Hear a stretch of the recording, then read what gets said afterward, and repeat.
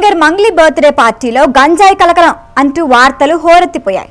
పోలీసులు ఆకస్మిక దాడులు చేసి విదేశీ మద్యం గంజాయి స్వాధీనం చేసుకున్నారని రాసిపాడేశారు. ఈ వార్తలపై పోలీసులు ఏమంటున్నారు? సింగర్ మంగ్లీ రియాక్షన్ ఏంటి?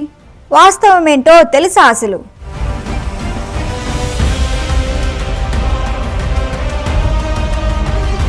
మంగ్లీ బర్త్డే పార్టీలో గంజాయి కలకలం అంటూ వచ్చిన వార్తలపై ఆమె స్పందించారు.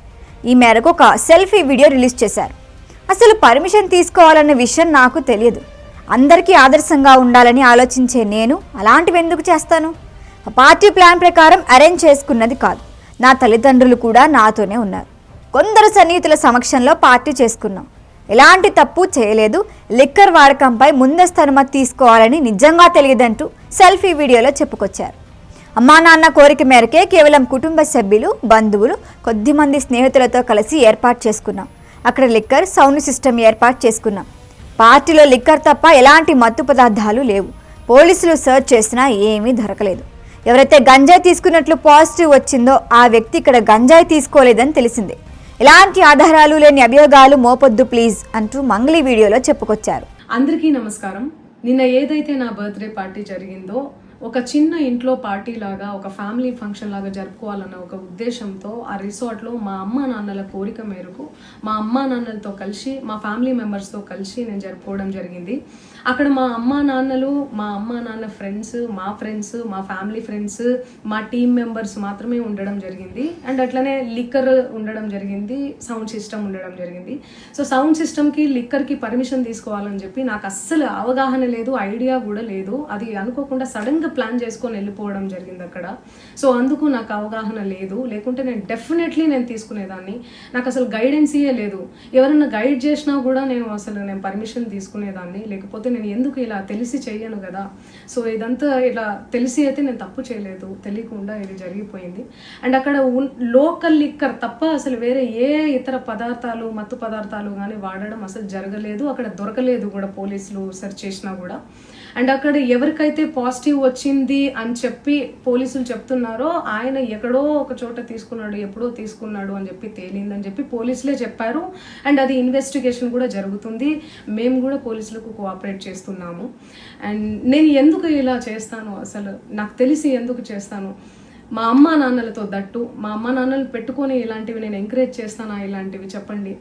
అండ్ ఒక రోల్ మోడల్గా, ఒక ఇన్స్పిరేషనల్గా ఉండాలని అనుకుంటాను, కానీ నేను ఇలా ఎందుకు నేను చేస్తాను? సో ప్లీజ్ దయచేసి మీడియా మిత్రులకు నా విన్నపం ఏంటంటే, ఆధారాలు లేని అభియోగాలు నా మీద అస్సలు మోపద్దు ప్లీజ్. ఇంతకీ ఏం జరిగింది? పోలీసులు ఏమంటున్నారంటే, జూన్ 10 సింగర్ మంగ్లీ పుట్టినరోజు వేడుకలు చేవెళ్లలోని త్రిపుర రిసార్ట్లో జరుపుకున్నారు. ఈ వేడుకలపై పోలీసులు ఆకస్మిక దాడి చేసి మద్యం, గంజాయి స్వాధీనం చేసుకున్నారనే వార్తలు వచ్చాయి.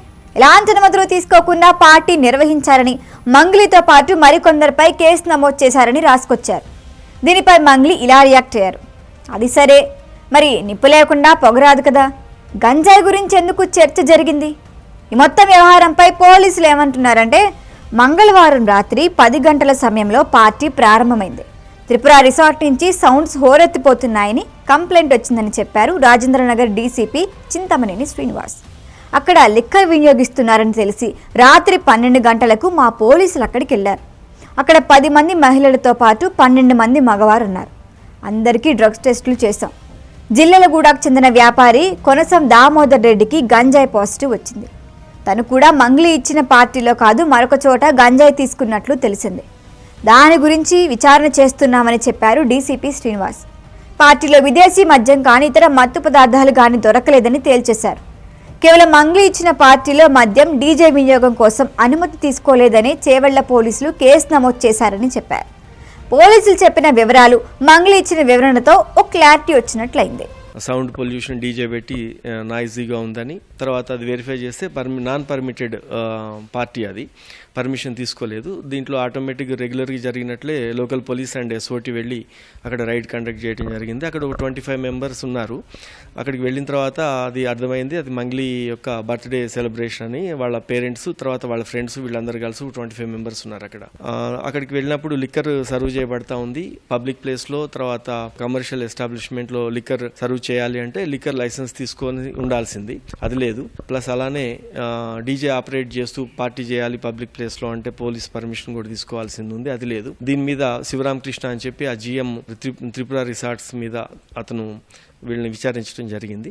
ఇలా నాన్ పర్మిటెడ్ ప్రోగ్రామ్స్ ఇట్లా సస్పీషియస్గా ఉన్నప్పుడు ఆటోమేటిక్గా డ్రగ్ టెస్ట్ జరుగుతుంది కిట్స్తో. అదేవిధంగా అందరికీ అక్కడ కండక్ట్ చేస్తే ఒక దామోదర్ రెడ్డి అనే వ్యక్తికి గంజాయి పాజిటివ్ వచ్చింది. అతన్ని తీసుకొని మనం పోలీస్ స్టేషన్కి వచ్చి హాస్పిటల్లో పంపించినాము. మళ్ళీ ఇప్పుడు FSLకి వెళ్తుంది బ్లడ్ శాంపిల్. ఆ తర్వాత బేసికల్గా ఈ కేసులో మొత్తం 4 మెంబర్స్ మీద కేసు ఉంటుంది. Liquor permission and police permission తీసుకోకుండా ఈవెంట్ ఈ పార్టీ ఆర్గనైజ్ చేసుకుంది ఒక కమర్షియల్ ఎస్టాబ్లిష్మెంట్లో మంగ్లీ మీద ఒకటి ఉంటుంది. అదే కేసులో డీజే ఆపరేట్ చేసినందుకు, సప్లై చేసినందుకు అతని మీద ఒక కేసు ఉంటుంది. వీళ్ళందరినీ అలౌ చేసినందుకు without required permissions Tripura resorts మీద ఉంటుంది.